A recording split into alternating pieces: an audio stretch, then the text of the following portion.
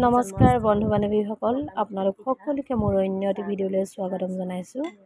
এয়া হ'ল আমাৰ জন্মাষ্টমী হৈ যোৱা কালি এয়া পকা মিঠৈ আৰু পিঠা আছিলে নামঘৰৰ পৰা অনা।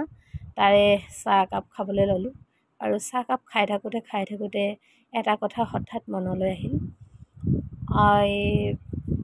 আপোনাৰ যি চলি আছে কালি পৰহি এই কেইদিনমানৰ পৰা যে মাছৰ কথা, অকল মাছেই নকওঁ, বাহিৰৰ পৰা অহা পাচলি, আমি সেইবিলাক একো নালাগে আমাক। বাহিৰৰ পৰা অহা পাচলি আমি নিজৰ ঘৰতে প্ৰত্যেকৰে এখন বাৰী আছে। সেই বাৰীখনতে আমি নিজে শাক পাচলি কৰি খাম আৰু সেই শাক পাচলি আমাৰ স্বাস্থ্য উপকাৰী হ'ব। আৰু লগতে মাছৰ কথা কৈছে, মাছ আমি সেই ইউৰিয়া দিয়া মাছ 100 বিঘা বুলি কৈছে পুখুৰীটো, 100 বিঘা পুখুৰীটোত ইউৰিয়া দিয়া ভিডিঅ' এটা পাইছোঁ চাবলৈ। ইউৰিয়া দিয়া মাছ আমি নাখাওঁ। আমি ঘৰৰ ফিচাৰী কাষত থকা খাল বিল এইবিলাক সিঁচি আমি যি মাছ পাওঁ সেয়া মাছেই খাম। আৰু প্ৰায় আমাৰবোৰ ঘৰত দি থৈ যায়, সি মাছ মিছা ক'ব নাপায়।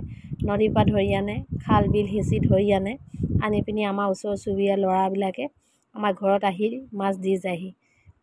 এইবিলাক লোকেল মাছ খাই আমি জীৱন নিৰ্বাহ কৰিম। এইটো পিঠাও খাইছোঁ, চাহো খাইছোঁ, আপোনালোকৰ লগত কথাও মত বিনিময় কৰিছোঁ, বেয়া নাপাব। এনেকৈয়ে ভাল লাগে, গতিকে তেনেকৈয়ে আমি মত বিনিময় কৰোঁ আহক।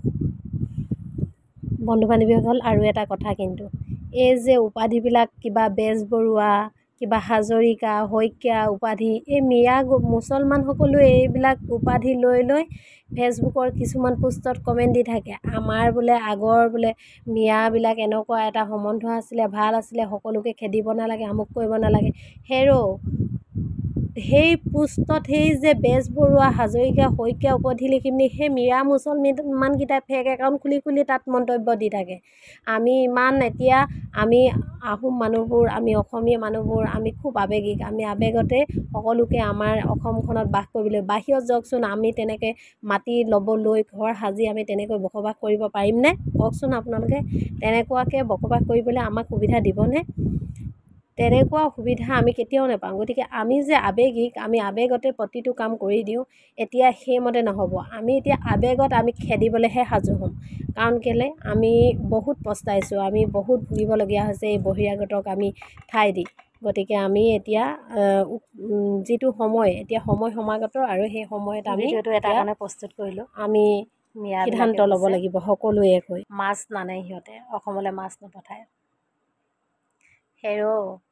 অসমলৈ মাছ পঠাব লাগিছে নি? চালানী মাছখিনি, এই যে বেয়া চালানী মাছখিনি, গেলি যোৱা মাছখিনি, সেইবিলাক আমি নেখালেও হ'ব। আমাৰ খালত মাছ আছে, পুখুৰীত মাছ আছে, সকলোতে আমাৰ মাছেই মাছ। আমি মাছ বিচাৰিলে ক'ত নাপাওঁ? নদীত আছে মাছ আমাৰ। আমি মাছ য'তে ত'তে পাওঁ। আমাৰ মাছ নিজৰ লোকেল মাছ, যিখিনি খাই আমাৰ স্বাস্থ্য অপকাৰ নকৰে, সেইখিনি মাছ আমি খাই জীয়াই থাকিম। চালানী মাছ আমাক সেইবিলাক নালাগে। আমি সদ্যহতে আগত যেনেকৈ আগৰ মাহঁতে আমাক পুঠি মাছ দুজনীমান পুৰি তিতামৰা জোল অকণ বনাই থৈ দিয়ে, সেইকণকে খাই আমি ইমান শান্তিৰে তৃপ্তিৰে ভাতকেইটা খাইছিলোঁ।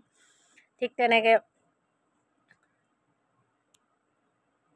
টেঙা দি বনাই দিয়ে, টেঙা দি পিনি মাছ বনাই থৈ দিয়ে, সেই দৰিকণা মাছ দুটামান দি পিনি কিমান ভাল লাগে খাই। গৰৈ মাছ টেঙা দি বনাই খুৱায়, শিঙি মাছ খুৱায়, মাগুৰ মাছ খুৱায়। এইবিলাকে আমাৰ বহুত উপকাৰী, স্বাস্থ্যৰ কাৰণে উপকাৰী। আপোনালোকৰ চালানী মাছ আমি নাখালেও হ'ব। আমাৰ গাহৰি মেইন, তাৰ বাহিৰে আমাৰ গাহৰি আছেই। আমি গাহৰিটো আৰু ক'বলৈ বাকী নাই। বাকী বাদ, গাহৰি জিন্দাবাদ। আমি গাহৰিটো খামেই। আমাৰ আহোমৰ আৰু গাহৰি খোৱাৰ তেজ আছে, গতিকে আমি গাহৰি খাওঁ। গাহৰি জিন্দাবাদ, বাকী বাদ, আমাৰ গাহৰি জিন্দাবাদ।